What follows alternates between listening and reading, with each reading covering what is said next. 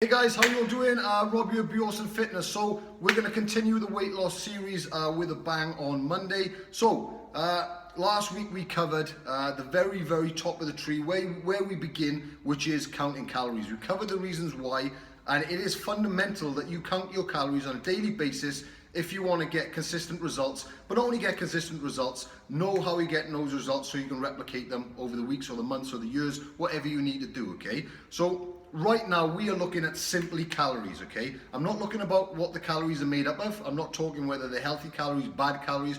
All we are simply looking at is calories, because weight loss is not a scientific fact, okay? It's not magic. It is a simple case of calories in versus calories out. So, you know, it is totally possible to lose weight eating McDonald's every day. It's totally possible to lose weight eating pizza every day, as long as the calories you eat don't exceed the calories that you burn. Okay, we're going to cover the types of calories you should be eating later on, but today all I want to talk to you about is how we monitor and how we log the calories. So I mentioned it in the last video. There's a handy little app that I use, and most other fitness pros and people who monitor their calories use. It's called MyFitnessPal. Okay, you download it on the App Store, you download it on the Android Store. You know, it's a platform that's available for all devices, mobile phones, tablets, and computers. So it's easy to do. It's free.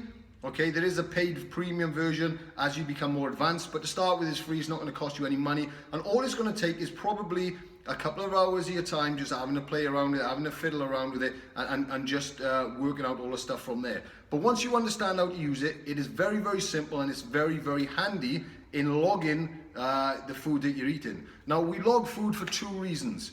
One is, once we work out how many calories we need, which is coming later on, okay, I'm going to teach you that on another video, but once we work out how many calories we need, it's important that we don't eat over the numbers, and it's important that we don't eat under the numbers, okay? You're going to have a buffer in which to stay between. Remember, the whole goal of this is to be able to eat as much food as physically possible, okay? So we don't want to starve ourselves, but yet we don't want to eat too much in order, you know, to make us gain weight.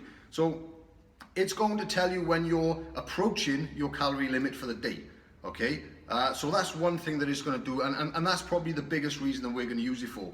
The other reason then is you're actually going to see written down in front of you exactly what you're eating on a day-to-day basis, and you're going to start being able to monitor any patterns that you're doing on a day-to-day basis or week basis, okay? Because this is where the moderation thing comes into effect. Now, I've said it for a long time, the moderation is full of shit, only because of the fact that, you know, if you have a portion of chips today, you have a pizza tomorrow, you have a kebab the day after, you have a Sunday dinner the day after that, and you have cake and you have pudding the day after that. In theory, they're all moderation because you're not eating them consistently. However, if you look at that every single day, then they're really high calories, really shit calories, and your moderation then changes your diet from a good diet to a bad diet. So it's really convenient to actually monitor what you're eating on a day basis.